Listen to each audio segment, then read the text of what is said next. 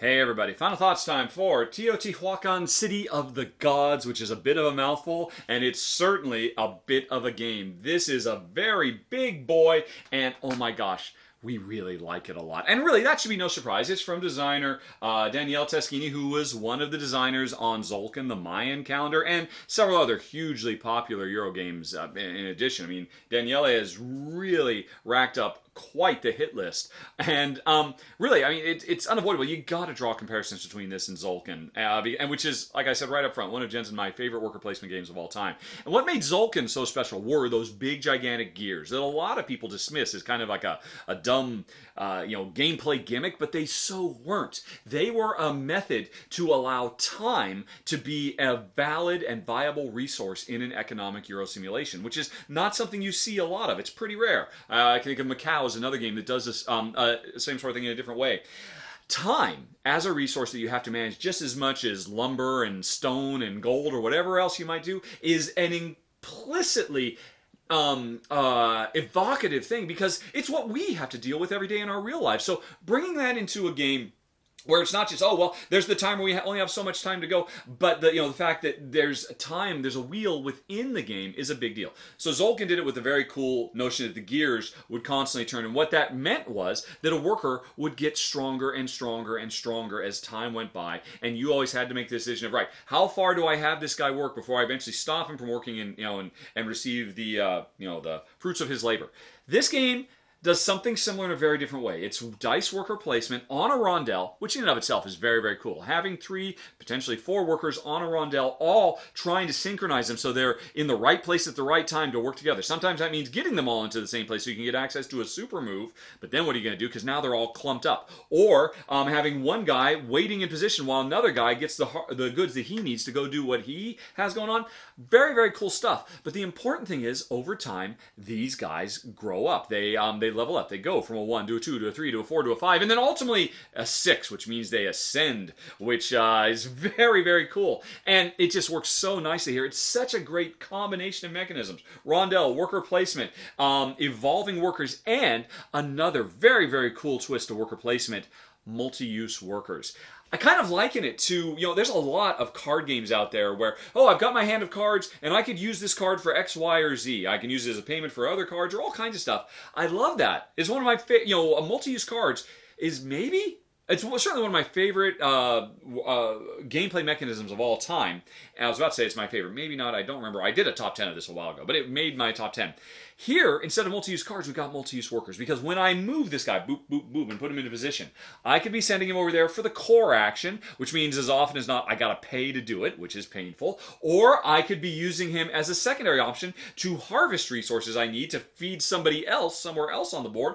Or, in most spaces, I could drop both of those and instead have him worship, which gives me access to 1 or 2 completely different options that are alternatives to the main option of the game. Every worker is like this. Every time you move a worker, you've got so many options for what you can do with him. And as they get stronger and stronger and more powerful, the mental processes that you have to go through, the grinding you have to do to make sure they're in the right place at the right time to pull together whatever your big multi-stage elegant plan is. It's just delicious. This game, it really puts you through your paces. It's probably one of the heavier games we played in quite a while, and we love it. I mean, the difficulty, complexity, weight ratio for us is just perfect. This game sings to us. We love it so much. Because all these interesting disparate elements come together and create something that is more than the sum of its parts. Really like it a lot. So much variability. With the actual layout of the rondel changing from game to game, but the available technologies and emperor tiles and all these discovery tiles all over. I love they're called discovery because they're everywhere and there's so many different things to discover. And there are so many times when we play this game and you're like, okay, I know what my next 3 moves are. I've got it all worked. That discovery tile just got added to the board. Oh my god, that changes everything. If I do this, then I could do this thing instead, and I could pursue this other, and would that be actually better? Oh, it's so great, but always under the constant pressure of trying to get to the next eclipse, get those last few things in place so you can score big when an eclipse comes. Love it! Love it so much. Now that said, I guess maybe For me and Jen, we'd like it to be a little bit shorter, but that's just a personal thing. I mean, I would say as a two-player game, this is going to be a 90-minute game, which is kind of on the long end for us. But say la vie, it's a great ride while it lasts. My other complaint, though, is there's another awesome mechanism, another one of my favorite mechanisms of all time in here, and that is worker bumping. The notion that, okay, I'm going to go on ahead and do this, and I know I'm locking my level 3 guy down to do this worship, but I need it to grab that discovery tile that'll help the other guy or whatever it might be.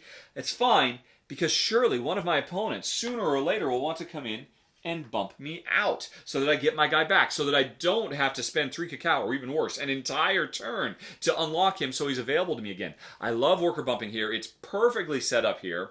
But in a 2-player game, I don't think it's going to happen very often because there are so many things you can do on this board that it's going to be kind of a rare conflux of events that, okay, by far, I don't want to have to bump my opponent and thereby give them one of their workers back. That's such a huge benefit for them. And plus, hey, I've got to pay for it. I've got to pay a cacao to give you the biggest favor in the universe just so I can get where I need to go. You know what?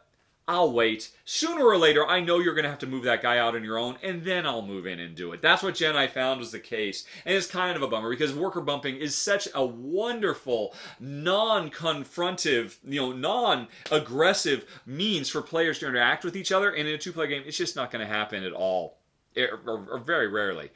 I can certainly see it happening at higher player counts, though. When you're playing a 4-player game especially, there are only so many places you can go, and you're probably going to be much more likely to see those bumps happen. I love the dummy system in this game, which is really simple. At the beginning of the game, and then at the beginning of the second and the third eclipse cycle, you just draw some tiles, and it tells you to move the dummies to different places, just so they tighten the board up a little bit. That works great. But I kind of feel like they missed a trick. It would have been ideal, I think, that say, hey, you know what? Instead of just putting out 3, put out all 4. Put out, 1, 2, the first 3, put them into specific spots, and then the 4th one, put into a worship space. Because then that would significantly up the chances at the beginning of the second and the third eclipse cycle that, one of the dummies might bump me. My opponent's never going to, but the dummies might. Or, maybe the dummies will end up going where neither of us are. And now, oh crap, I got to pay to get that dummy out of the way. I don't understand why they didn't do it. It seems like it'd be such a simple little addition to the game. It wouldn't add any more complexity. I know some people don't like dummy players. There's no maintenance of these guys at all. They're really simple. And this wouldn't be the case either. And it just means there'd be more chance for worker bumping, which I love. But, that's the worst complaint I can come up with this game. That, man, I wish it would do even more, but it already does so much. That, Teotиуакан, well, I guess that's my other complaint is, man, that's a mouthful. That's a hard word for me to get out. I think I got it right. Teotиуакан, City of the Gods, you're fantastic. This is a potential top 10 candidate of the year. It's interesting, going back to the comparison of Zolkin and Minecraft. Some people say, well, hey, this is still just a big circular thing. Instead of gears, you got a rondelle. Why do I want this when I've got Zolkin?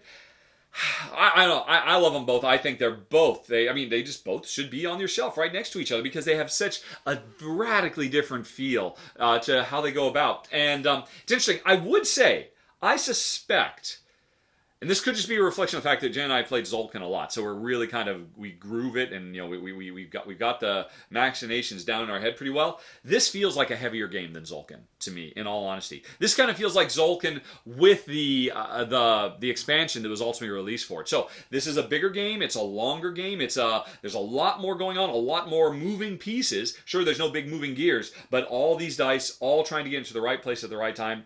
Oh, it's a thing of beauty. Teotиуакан, City of the Gods. That's it, folks. That is the run through. Thanks very much for watching. Have a very, very nice day. Talk to you later. So long. Bye-bye.